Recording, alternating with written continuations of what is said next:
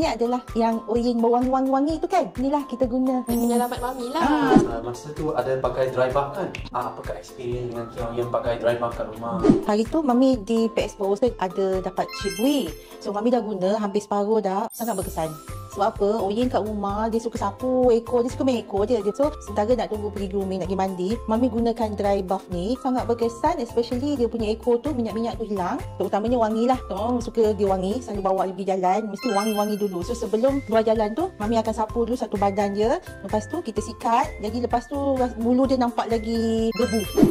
Shibui lah. Mami dah guna dah habis separuh dah. So insyaAllah Mami akan teruskan guna ni. Sementara nak pergi grooming, Mami pakai. Memang kerap pakai. Terutama bila nak keluar pada rumah lah. Sebab kami Oyen akan jumpa ramai kan kawan-kawan kat luar. Bila kita nak pergi grooming tu lagi 2 minggu. Lagi 1 bulan kan. Jadi sementara tu Mami guna Shibui lah sekarang ni. Sebab satu lagi dia ada packaging yang kecil-kecil macam ni. Alhamdulillah senang masuk dalam bag makeup Oyen. Lepas ni Mami, kalau dah habis, Mami jangan lupa dapatkan Shibui. Dapat.